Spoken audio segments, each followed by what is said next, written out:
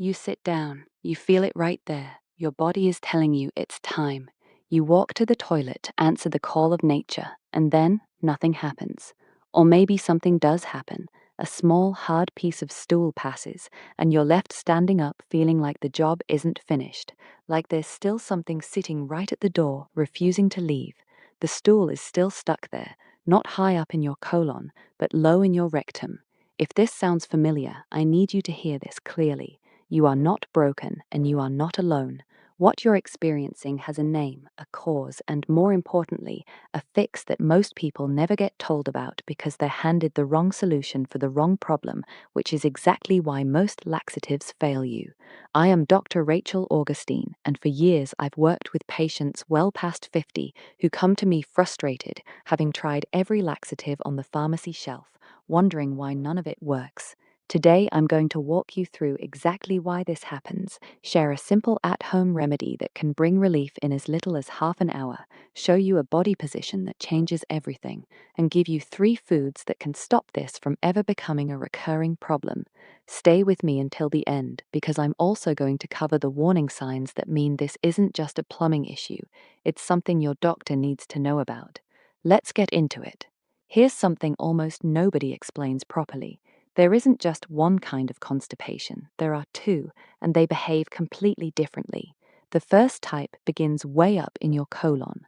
Stool moves sluggishly through that long tube, loses moisture as it travels, and can take several days just to reach the end of the line. This is the type most over-the-counter laxatives are built to treat, the ones that work by speeding up movement through your entire digestive system. The second type is the one we're focused on today, and it's a different beast entirely. In this case, the stool has already made the journey. It's arrived at the rectum, the final stretch before the exit, and that's exactly where it stalls. It simply will not pass, no matter how badly your body wants it to. Doctors call this outlet constipation, sometimes dyschezia, and it becomes dramatically more common once we pass the half-century mark. So, why does the stool stop right at the finish line instead of just sliding through? Picture your rectum as a short holding area, just the last few inches of the path. Looped around the base of it is a muscle called the pubo rectalis. Think of it like a sling. While you're upright, standing, walking, sitting in a chair, that sling pulls the rectum into a slight bend, almost like a kink in a garden hose. That bend is actually a good thing most of the day. It's part of what keeps you continent. But the moment your body needs to release, that sling has to loosen and let the bend straighten out. If it doesn't relax properly, the stool runs straight into that kink and stops cold. Make it worse by adding time. The longer stool sits there, the more water your intestinal wall quietly reabsorbs from it. So a stool that might have passed easily an hour earlier becomes harder, drier, and more compacted with every passing minute, eventually forming a firm, stubborn mass that has no intention of moving on its own. What sets the stage for this? Low fiber intake, not drinking enough fluids, repeatedly putting off the urge because life gets in the way, certain medications, particularly opioids, iron pills, and some blood pressure drugs, plus a pelvic floor that has simply lost the habit of relaxing on command. And here's the cruel twist.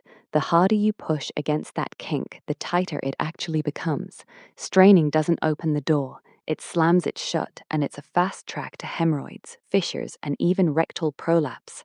Now, let's talk about what genuinely works when you're sitting there stuck right now. You don't need something designed to travel the length of your entire digestive tract over a day or 2. You need something that goes straight to where the problem already is and pulls moisture into that stool sitting in your rectum this very moment. That remedy is 1 teaspoon of milk of magnesia, magnesium hydroxide, taken on an empty stomach with a full glass of water. Here's the science in plain terms. Magnesium hydroxide is an osmotic agent. That means it draws water out of the surrounding tissue and into the stool itself, softening that hard, compacted mass from the inside out. Most people feel the urge return within 30 minutes to a couple of hours, and this time things actually move. 1 teaspoon, that's roughly 5 milliliters, not a tablespoon, not more is better. Taking too much can lead to loose stools, cramping, and in some cases electrolyte imbalances, especially with frequent use. For occasional relief, that single teaspoon is the right dose. A few important cautions before you try this. Avoid magnesium hydroxide if you have kidney disease, since your kidneys are responsible for clearing magnesium from your system, and impaired kidney function can let it accumulate to unsafe levels. Use caution if you have certain heart conditions or take medications affecting your electrolyte balance. And if you're on prescription medication, talk to your physician first. Magnesium can affect how some drugs are absorbed, so timing matters. If you'd prefer something that works even more directly at the source, consider a glycerin suppository. It's inserted rectally and acts right at the point of the blockage, pulling in moisture and gently encouraging the rectal wall to contract.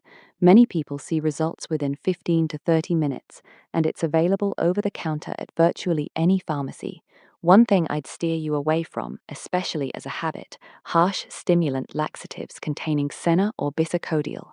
They force the bowel to contract through irritation, which can lead to cramping, urgency, and over time, a bowel that struggles to function without them. For occasional stuck stool, the gentler osmotic route, magnesium or a glycerin suppository, is the smarter choice. Now, before I move on to something that could make this remedy work even better, I want to ask you for something. If this information is new to you, or if it's putting words to something you've struggled with for years without understanding why, hit that subscribe button right now. Every week, I break down the real reasons behind the health issues that affect us as we age. Not the surface level advice you've already heard 100 times, but the actual mechanics, the actual science, and the actual fixes. Tap subscribe, turn on notifications, and let's keep working through this together. Now, back to the solution. Here's something most people completely overlook. You can take the perfect remedy and still sit there for 20 minutes with nothing happening, simply because your body is positioned wrong. Remember that puba rectalis sling from earlier, the one that kinks your rectum closed? Sitting upright on a standard modern toilet doesn't fully release that kink. You're essentially asking your body to push stool around a bend, and that's an uphill battle. The fix takes under a minute to set up. Grab a small footstool somewhere between 6 and 9 inches tall and place it in front of your toilet. Rest your feet on it so your knees rise above your hip level. Lean your torso forward slightly and let your elbows rest on your knees. That single adjustment, knees higher than hips, body leaning forward, straightens the angle inside your rectum. The kink unfolds, the pathway opens. Now pair that with this. Let your belly relax outward. Don't pull it in, don't clench it. Let it soften and gently push forward. Then breathe, a slow inhale through your nose, letting your belly expand, followed by a long, slow exhale through your mouth. As you breathe out, simply release. You're not pushing, you're letting go. This is the opposite of what most of us were taught growing up. Hold your breath and bear down. That habit actually tightens your pelvic floor and clamps the exit shut. Slow belly breathing tells those same muscles to stand down. Feet elevated, body leaning forward, belly soft, slow exhale, and very often, stool that's been stuck for hours will simply slide out with no straining required. Now, let's shift from rescue mode to prevention, because the real goal isn't reaching for milk of magnesia every other week, it's making sure your stool never gets that hard in the first place. There are 3 foods with solid research behind them that can make a real difference, and together, they tend to put an end to these episodes for good. First, kiwi fruit. 2 green kiwis with your evening meal is the target. Research has linked 2 kiwis a day to more regular bowel movements, softer stool, and noticeably less straining within just a few weeks. Kiwi delivers a blend of soluble fiber, water-binding compounds, and a natural enzyme called actinidin that supports digestion. Eat the skin if you can tolerate it. That's where much of the fiber sits, or simply scoop the flesh out with a spoon. Second, ground flaxseed. 1 to 2 tablespoons daily, mixed into water, yogurt, oatmeal, or a smoothie. The word ground matters here. Whole flax seeds pass through your system largely undigested. Ground flaxseed, on the other hand, forms a soft, gel-like substance in your gut that keeps stool hydrated all the way to the rectum, preventing it from drying into that hard plug. Start with 1 tablespoon alongside a full glass of water, then build up gradually. Third, prunes. 5 to 6 prunes or roughly half a cup of prune juice in the evening. Prunes contain sorbitol, a natural sugar that pulls water into the stool in a gentler, food-based version of what magnesium does. They also bring fiber and beneficial plant compounds that support healthy bowel function, and some studies have actually found prunes outperform psyllium fiber supplements for mild constipation. Kiwi at dinner, flaxseed in the morning, prunes in the evening. Simple, inexpensive, and quietly effective. Let me quickly correct 2 mistakes I see constantly. Mistakes that often make this problem worse, not better. Mistake 1: adding fiber without adding water. Fiber works by soaking up fluid and forming a soft, bulky stool that moves easily. But if you increase your fiber without increasing your fluid intake, the opposite happens. That fiber becomes dense, dry, and difficult to pass, landing you right back at square one. As a general guide, aim for around 25 to 30 grams of fiber daily, paired with 6 to 8 cups of water, adjusting upward if you're more active or in a warmer climate. Mistake 2: increasing fiber too quickly. People hear fiber is good for you and triple their intake overnight, which usually results in bloating, gas, and cramping, sometimes worse constipation than before. Instead, add roughly 5 extra grams a week and let your digestive system adjust gradually. And one more piece of advice that matters as much as anything else: when your body signals it's time, don't put it off. Your rectum has a built-in reflex. When it fills, it sends a message to your brain. Ignore that message repeatedly because you're busy, in a meeting, or on the road, and over time that reflex weakens. The rectum becomes less responsive, stool lingers longer, and the cycle starts again. Respond to your body the first time it speaks up. Before we close, I want to be honest with you about something important. Most stuck stool episodes are simply mechanical, uncomfortable but harmless, and they respond well to everything we've discussed. Still, your body sometimes sends signals that point to something more serious, and those deserve prompt medical attention rather than being brushed aside. See a doctor without delay if you notice blood in your stool, particularly dark blood or blood mixed throughout rather than just on the surface, unexplained weight loss alongside changes in your bowel habits, a sudden, lasting change in stool shape, especially stools that become consistently pencil thin, constipation that appears suddenly with no obvious trigger, particularly if you're over 45, severe abdominal pain, vomiting, or an inability to pass gas, which can point to a true obstruction and warrants same-day care, and repeated episodes where stool becomes so impacted that nothing, including the remedies we've covered, brings relief.